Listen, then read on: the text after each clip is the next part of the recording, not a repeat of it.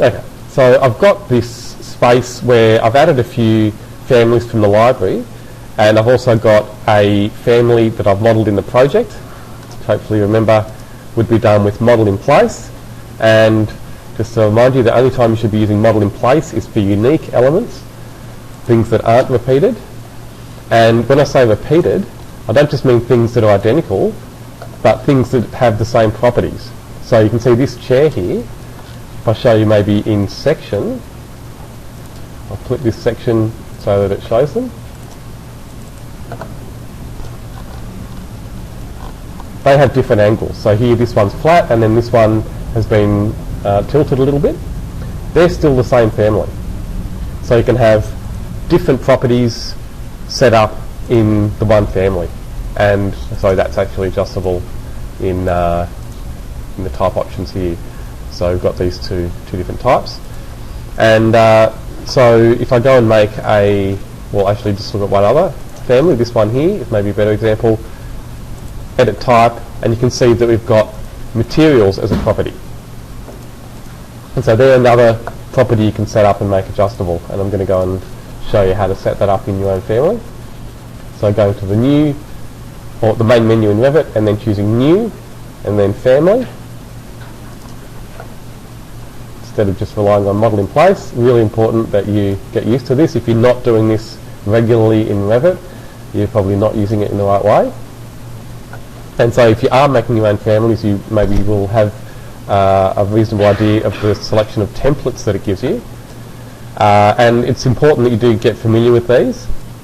So here we've got a bunch at the top, metric, baluster and casework. Metric casework without any other words in the title, like wall-based. Just plain metric casework is a really useful family for any kitchen cabinets, built-in furniture, all of those things. Bar units, anything like that that is a built-in piece of furniture.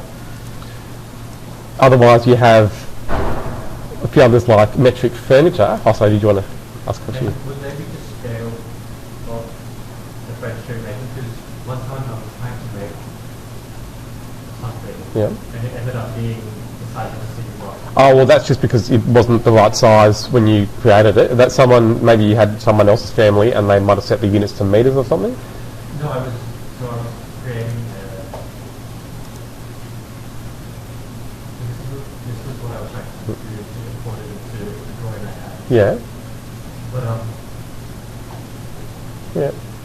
Oh, look, I can have a look at it, but honestly, with Revit, you shouldn't have scaling issues. It's a lot more advanced than AutoCAD in the way it handles scaling, and the units are the same, and the size is the same regardless of the unit setting anyway. So you don't need to worry very much about that. And if I start with metric furniture, or it doesn't matter which category, and make the object the size I want in millimetres or even in inches, it'll translate the inches into millimetres anyway. So yeah, so again, but it's good to think about these templates before you choose your the one you want for your family, because you have a few different options. And I'll maybe show you metric furniture to begin with, and I'll just bring that up again and show you that you have quite a few things for engineers. The structural families, don't need to worry very much about those, but the lighting families are really useful to make your own lights. And then you have the generic model template as well. If you're not sure of your category, just use that one, and that's a really good all-round template. But I'm going to show you furniture, and so you can see then you get all the modelling tools: extrusion, blend, revolve, sweep, and so on. Any of you using mass modelling? Do you think so? That's a great option. You can do a lot more different complex modelling with mass modelling than you can with these modelling tools, and you'll get access to those tools if you're wondering using conceptual mass, which is just another kind of family. So if you want those tools, you have to use that template, and I will show you those later. But for many components, even a lot of furniture sometimes is a bit more detailed, and maybe will have forms that you can't create with these basic modelling tools. But for a lot of furniture, you can just use these solid modelling tools. So, just to make it clear, what I'm trying to show you there is that you have the tools available based on the template you choose. So you won't have all of the tools that you'd have in a project, but that's deliberate, so that you don't have the things that you don't need. And so I'm going to make an extrusion, and just to show you a few of the main modelling techniques you should know as well. I'm going to make it a quarter circle.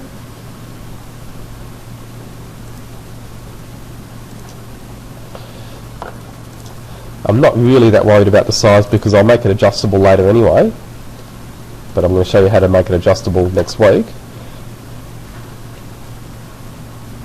Have any of you had a go at making parameters in Revit? No.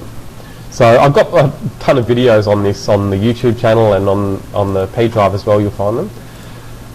But like I said, I'll go through it next week, and I'm sure between now and then you'll easily be fine just setting the size that you want. So here I've made the inner radius, we can see there 240, the outer radius is 540. And you can easily adjust those just by selecting those numbers and changing them. And then I'll finish this, and in 3D view you can see the little chair, so I'll use that to make one of those groups of 4 that you can put together or take apart. And if I go into a different scale, it'll clean the line types up, and then you can see that it has these squared corners. And also, if we look in the front view, you can see it's on the ground. Yeah, sure. So the first thing you're going to do is just lift that up off the ground by selecting it, and then in properties you've got the start and the end. So I'll make it just 100 mil off the ground, and maybe 400 mil high. Get that right?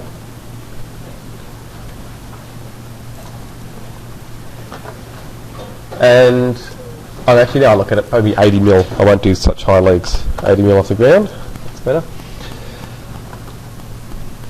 So in 3D, you can't really see how high it is off the ground until we put some legs underneath. So I'll just go back to the floor plan and make a new extrusion and just make a circle. Oh no, sorry, I meant to show you, sorry, another one, not extrusion. So a blend here is a good simple one. I can show you to do a tapered leg, so with a circle for the base. Go to edit top and draw a second circle centered on the first one. I'm going to set the end to 80 mil because that's the height of my leg. Tick to finish. Look at it in 3D. We've got a basic tapered leg there. Can you think of another way you could make that form? Exactly, that's good. Yeah, exactly, as a revolve. Yeah, that's right. So you could revolve a tapered triangular type of shape, like a trapezoid from the side. So that's good. And so with that in plan, I can just choose copy and fairly roughly place the other 4 legs. Not being too fussy. I used to make furniture with that exact type of leg a long time ago, and very similar chair, actually not exactly like that, but similar. And so you'd know with a chair like this, if it's upholstered, it would have rounded corners at least. And that's one issue when you're modelling in Revit. It can seem difficult to get that look with those basic solid modelling tools. But there are ways. And just out of interest, have you tried doing something like this in AutoCAD? I know you might not have in Max, but if you... 2D, yes. Oh, 2D, yeah. So I know you didn't do a whole lot of 3D in AutoCAD, did you? But no. Yeah. So that's one thing that's much easier in AutoCAD. You can just fillet the corners in AutoCAD. So if you tried in AutoCAD with a solid like this, it's a 2-click solution. You choose fillet, click all the edges, and you can do that with a window, and it's done. But Revit is a bit more parametric, so it wants you to do it in a with a special shape that you have to create, and I'm going to show you that. It's fairly simple once you know how to do it. So before I do the new shape, I'm just going to change this extrusion a little bit. So by selecting it, going to Edit Extrusion, you can change that original sketch using fillet radius.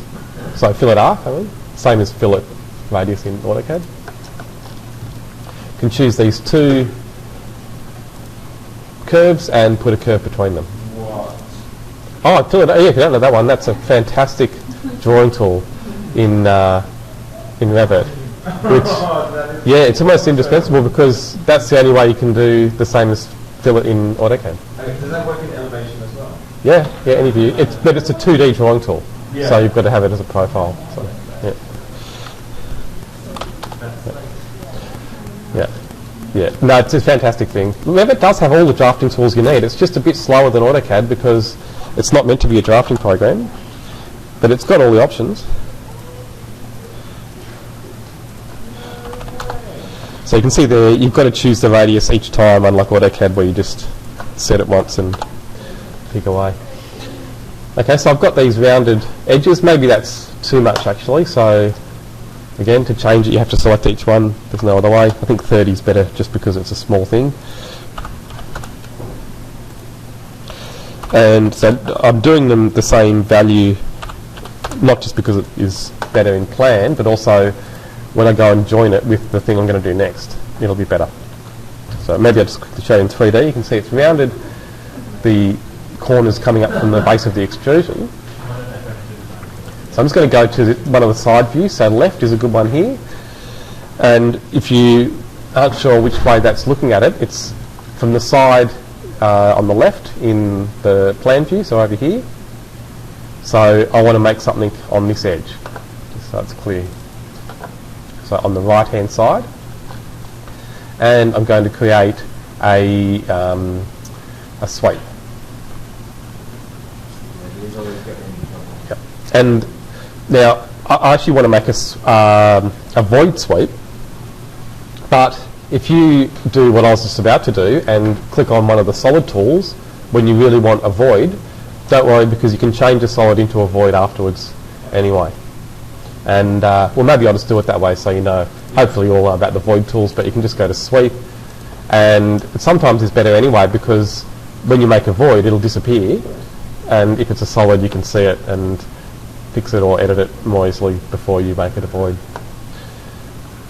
So in a sweep you have to draw the path first before making your profile. So I want to make the profile in this view, but I need to make the path from the top. So I've just switched back to the plan view before I go to sketch path, so it knows the plane that I want my path to lie in or lie on. I'm just going to pick all of these, or do you know the quick way of picking a connected shape? So to pick all of these edges, try the Option key, which is Tab, and you can just pick them all in one go. Yeah, so that makes Tab. Yes, hopefully you're experimenting with Tab with other things. You've been helping out. Oh, I would have shown you that in beginning of second year. Yeah, definitely, because you need it when you first start making floors, right at the beginning. Definitely would have shown you Tab. Yeah, I know.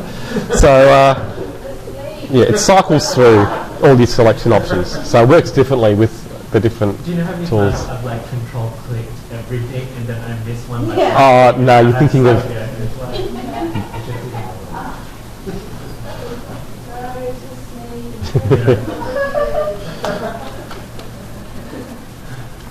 So, yeah, so when you're making a path, you need to keep an eye out for the gizmo. This thing here is the gizmo that the profile needs to lie on. Now, it's fortunately turned out where I wanted it to because I picked that edge first, but you can always move it if you want to onto a different segment if you need to. So, yeah, that's the thing that usually stops people from getting the sweep tool to work, because they don't know where that profile lies. So now, like I said before, I want to be making it from the left-hand side. So I'll finish the path, go to left, and you can see then the gizmo's on the ground because the path is on the ground. but that's okay. I can still make the profile up here. So I'm going to go to Edit Profile.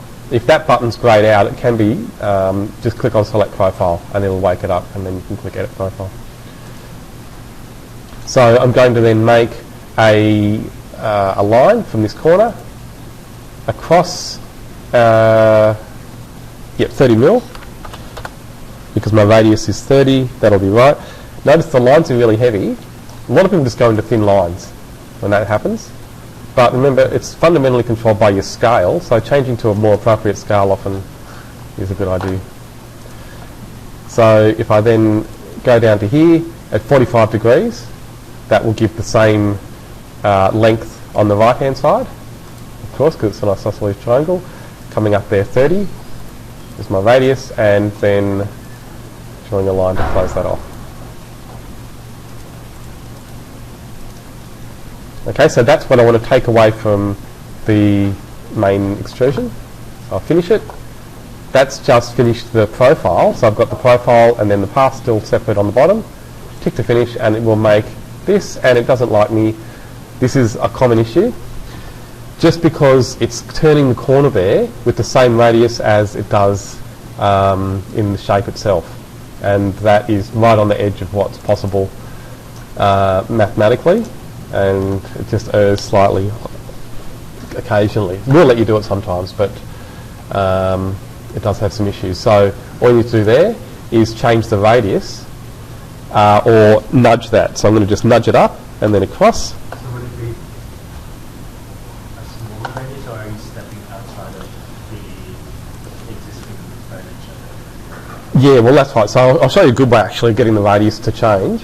Rather than doing it with the nudge tool where you've got to check a few things, I'm just going to delete the arc, choose the line there and make that 29, and this line, make it 29, and I'm going to go to thin lines this time and just make doubly sure that the lines still lie on the edge there. Now I can draw a new arc, and if I go from this corner to this corner, it will snap to 29. So just that 1 mil difference, trust me, will help a lot. Finish, and there we go, that's worked. So it's overlapping at the moment, they're just two solids. So the top one though, remember, you can turn into a void, and this is a great trick, or option in Revit. You can select any solid, and then Properties, change it to void down here. So it's only a void that's separate until I use cut and choose the solid and then the void, and there we go. So I'll undo that and just do one last thing. So you can see while it's a separate thing, it's easier to flip it. Yeah, they will. Yep, there are people over in Saudi Arabia and Canada and England who watch them, so yep, they'll all see it. So I'm going to choose Mirror Draw Axis in the side view and snap to the midpoint of this shape, and you can see, well, it doesn't even want to do that. Right, so you might have had issues with this. If I use Rotate, you'll see, oh no, it's working. Okay, so it's a bit hit and miss this one, but it can sometimes be down to this option here to dissociate the work plane.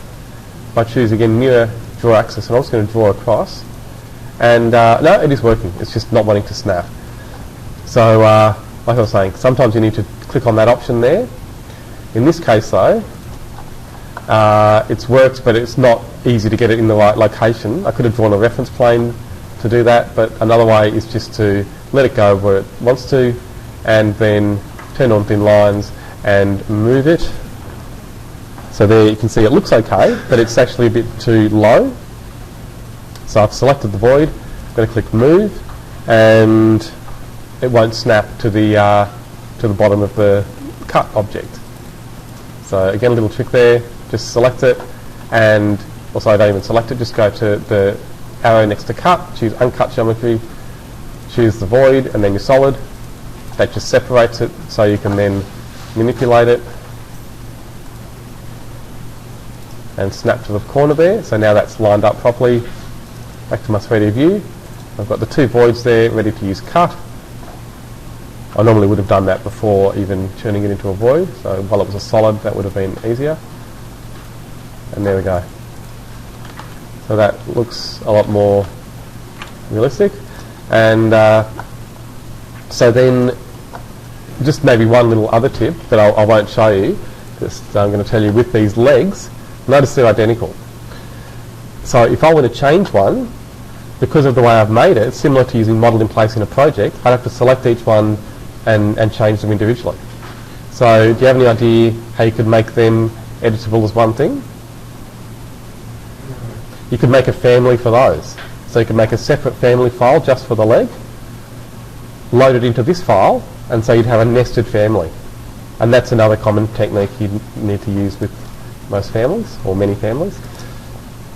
So that's ready to go. Now I can do the final thing which I really wanted to show you, which is setting materials. So I don't want to spend too long on it, but I just want to get you thinking about the options you have for materials in Revit, and most importantly how they're managed. So the legs, I'm going to just select with a window. Later I will update them and make them a separate family, but I'll just do them in here for now. And so the first thing I want to do is assign a material in properties here. If you ever can't find the properties for your solids, or especially if you can't find the material property, it means you're not at the right level. And that's a common problem people ask me. They can't find their materials, and it's usually because of that. So you should be able to see the material property, and then there I'm going to hit browse.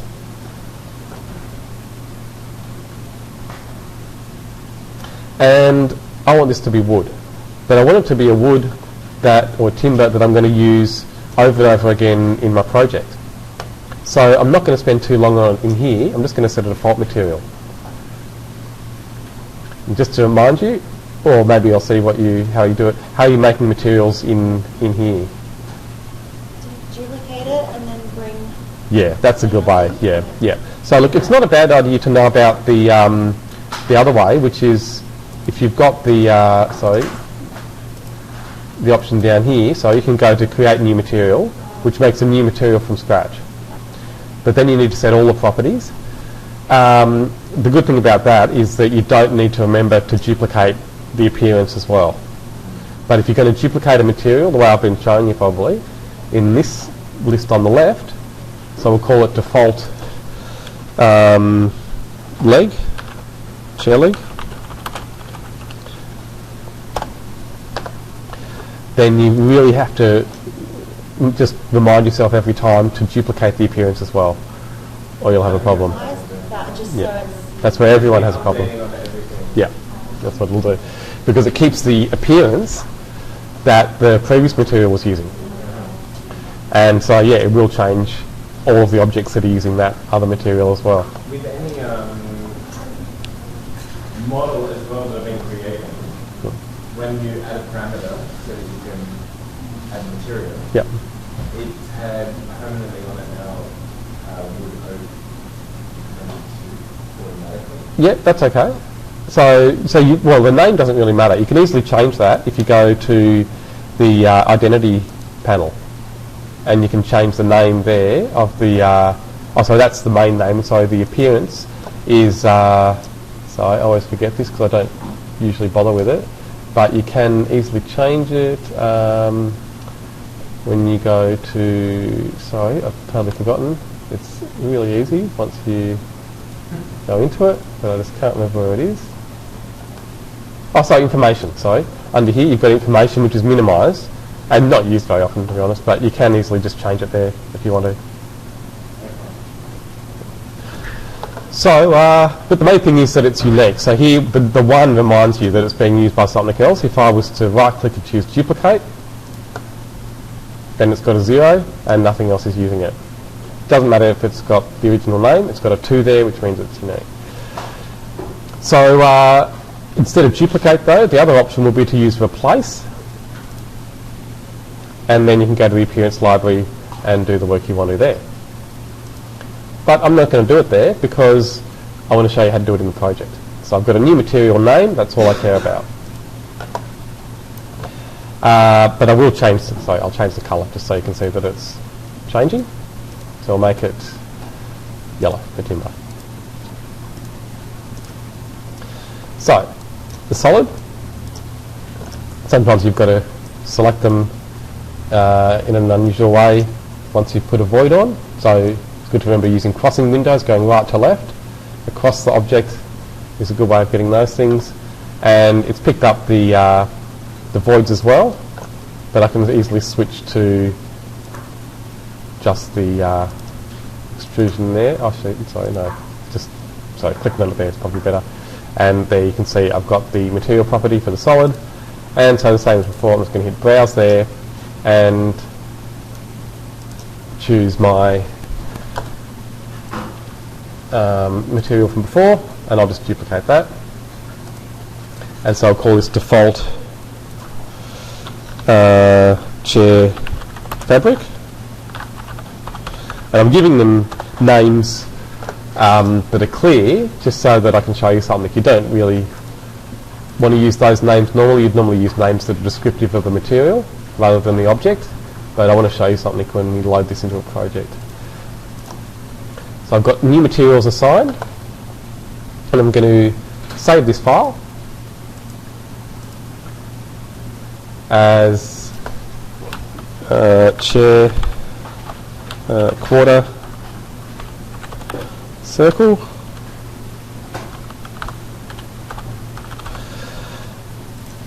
and then load into project. Right, because I've only got one project open, it'll load it into that, and I can place these here. I want to replace those, but I'll for now just put it in here so you can see it in that camera view. And space, of course, flips it. So that's a quick way of just putting them in.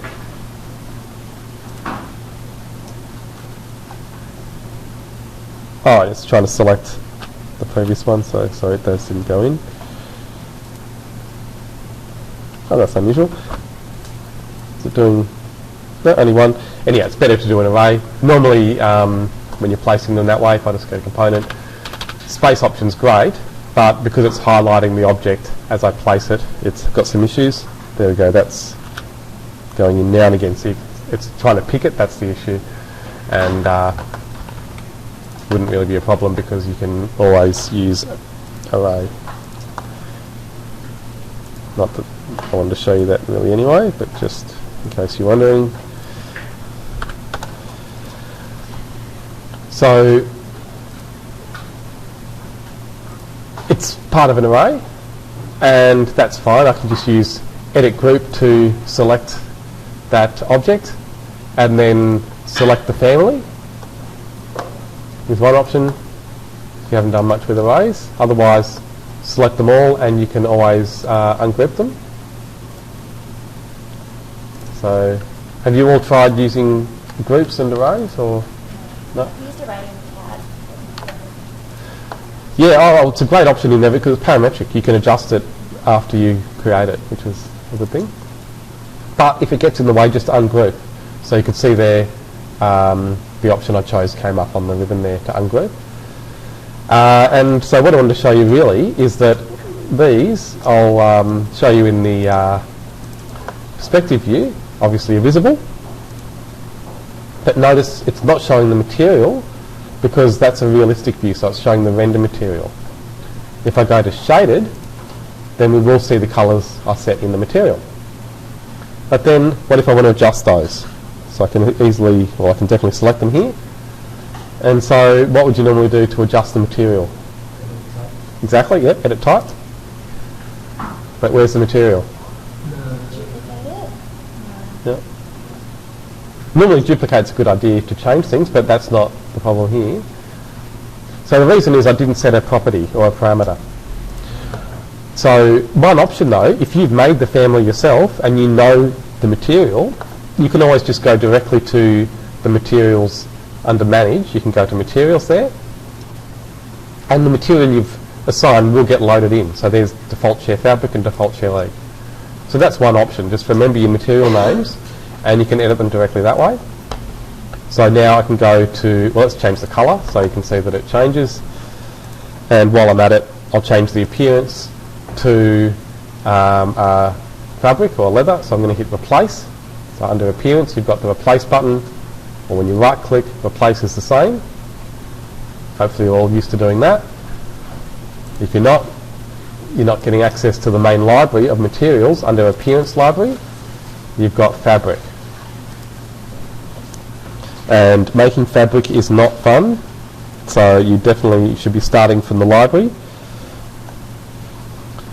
And I think that's the most brown I can find, so I'll just double click on that. So you can see there are a lot of properties set up for you automatically. The image there, the bump map, all of that stuff. And again, have you noticed these properties when you are creating materials? You've got obviously the image tile.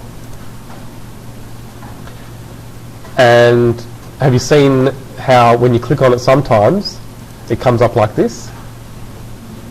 Like with all this information in it? Yeah. Okay, and so if you see it like this, it's an error. That shouldn't come up, not that much. So that's a good little tip I can give you. So I'm just going to hit done and OK. And now I'm going to go back to materials. You can see it's changed, so it has changed that material. But back here, it's going to show you what that problem was. On appearance, I'm going to click on the same thing. Notice how different it looks. So that big long list of random properties that wouldn't have meant much to you, UV, texturing and things like that. You'll see that in 3ds Max as well, where you should be seeing it, but you shouldn't be seeing it in Revit. So if you see all of that and it doesn't mean anything to you, the reason you would go into this is to change the size, maybe, of this image. But if you don't see the size in millimetres, just close it, open it again, and it will come up in millimetres. It's just the first time you open it, it sometimes shows that, that extra set of properties. So that's just an error in the program.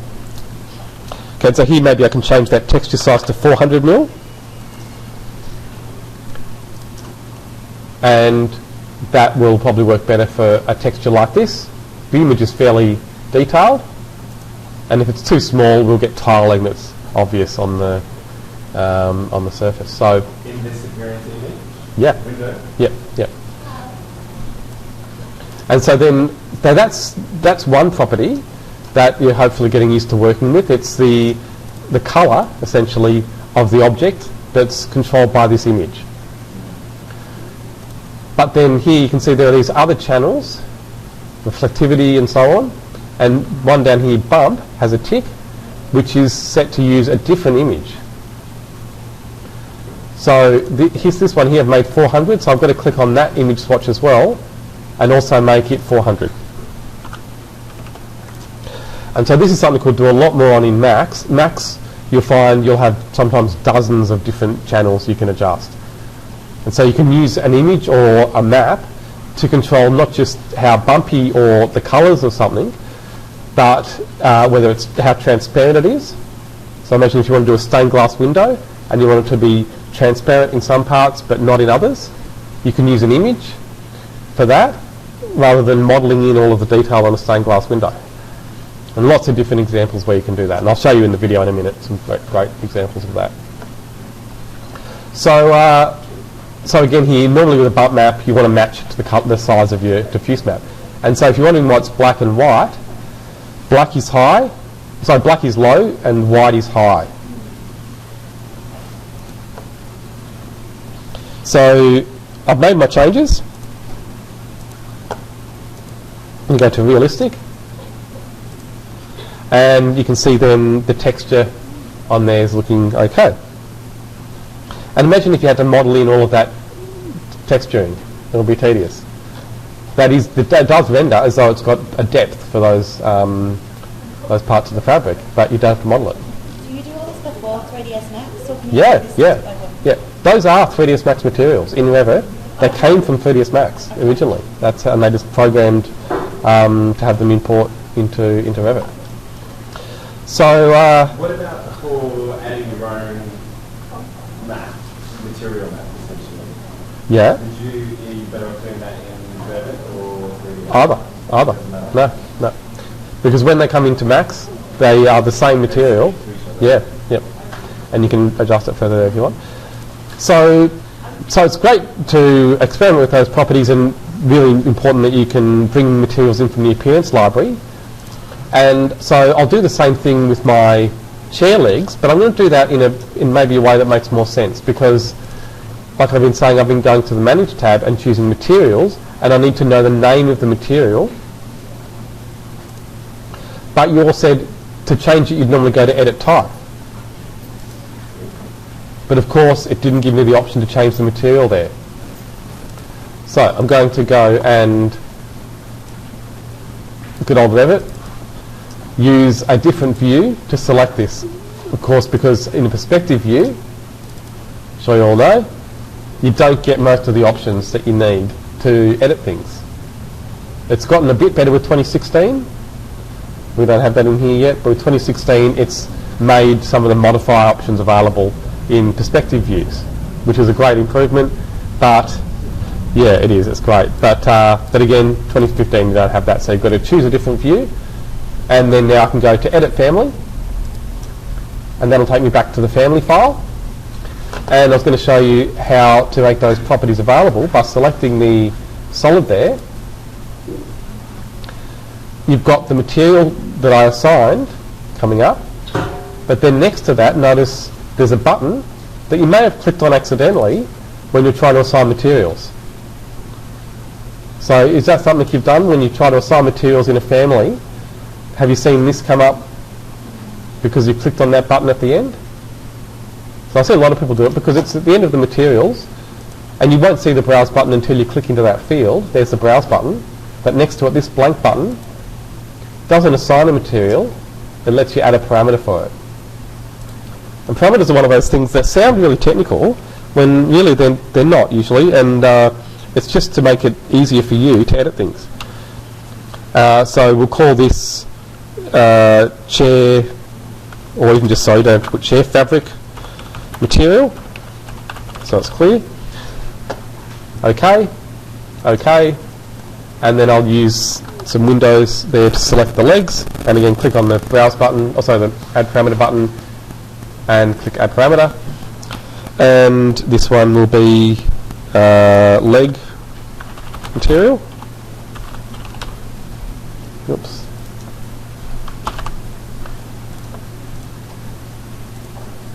So that hasn't changed the materials. It still has the default material assigned, even though I can't adjust it anymore. You can see it's greyed out. I'm going to save this file now, load into project again, and now you would have seen this one definitely when you load your own families in. And do you know which option to choose when you get that message? Yeah, usually the top one, that's right. So you might want to choose the bottom one sometimes if you've done work on the materials or the other properties in the family and you want those loaded in. So imagine if I'd changed that fabric texture in the family file, I'd want those changes to load in and I'd use the bottom option. But you're right, I'd choose the top option there because I did it in the project and I want to keep those changes from the project file. So the family hasn't changed visibly, but if I select it now and then go to Edit Type, now notice how it's added these two properties, fabric material and leg material.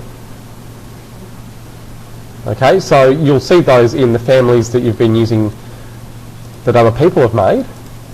So notice here you've got these two parameters at the top, and so the person who made that family has added those parameters so that you can adjust the materials. And this only works if you make it as a family. Yeah, well you can add them to any family. So you can add material or any parameter to any family, even if someone else has made it, or if it's in the library. And it's a big part of Revit, putting your own parameters in. So now again, Edit Type, and I can change this chair leg material. Rather than using that material I made before, I can choose one that is already there. So I've got these timber materials, wood timber. That'll do. I'll change it to a nicer timber later, but pine's fine for now. And they're all the same type, and so they'll all change. So you've really got two things there. You've got the materials themselves, and understanding the properties you have, and particularly how to load in the appearances from the appearance library. But then you've also got the management of materials and understanding how they're assigned to families, but also how they're going to be stored in your project files. So again, just on the Manage tab, make sure you realise you can go to materials there, and so this list that you have on the left-hand side, do you know what that represents? Where do those materials live? This big long list here. Exactly, that's right. It's fun, yep. So they're part of your project file.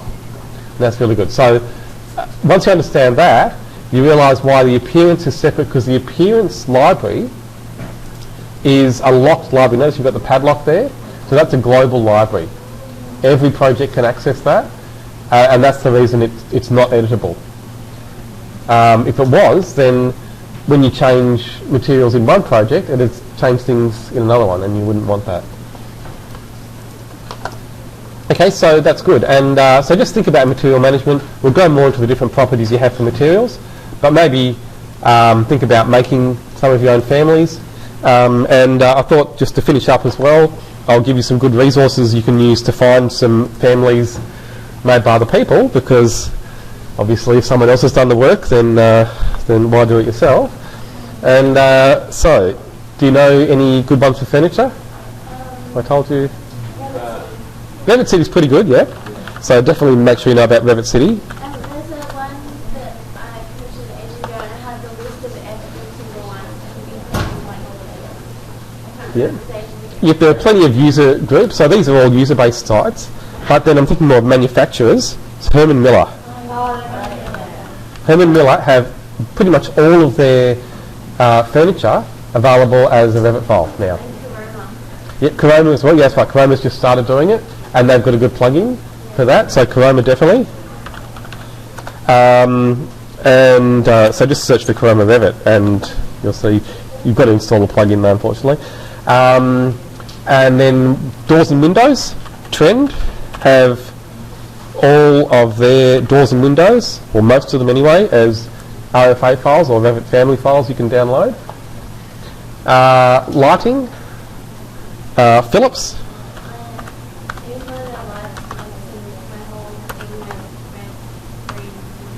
Yeah, that's right. Yeah, and oh yeah, you've got to play around with the settings, but they're pretty good. And setting up lights is fairly difficult. Lighting families, and so if you can find them made professionally by the people who make lights, that's a really useful thing. Yeah, that's all you can do.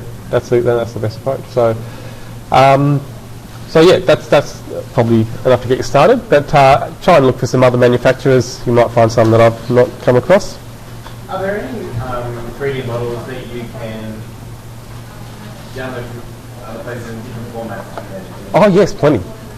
So I look too many for me to go through. I'll maybe just show you one that's got a lot of stuff. Archive 3D. Here, archive3d.net is actually one that was set up for ArchiCAD, but they give you 3ds files, and they have a lot of just general 3D models. It's hard to search through, but you've got the categories over here, and yeah, they've got a lot of stuff, and they're all free. So notice how here it's got 239 pages of chairs.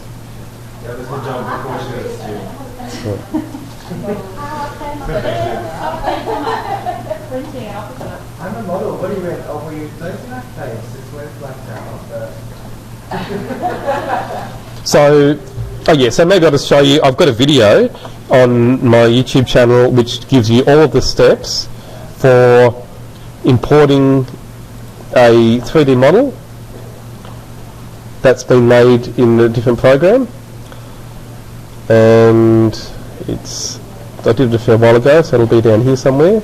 Here we go, FemWix 04, importing 3D models, which will take you right through the process of bringing a model like one from Archive 3D into a family file and setting it up so it works properly when you load into a project. And you might have just seen there going past, here's one on Revit family parameters, and that's what we're going to be doing next week anyway. And just to remind you, I'll put this one up on YouTube as well, but the one from last week, Revit to 3ds Max Design, is really important. Try and do that as soon as you can. It'll make your life easier.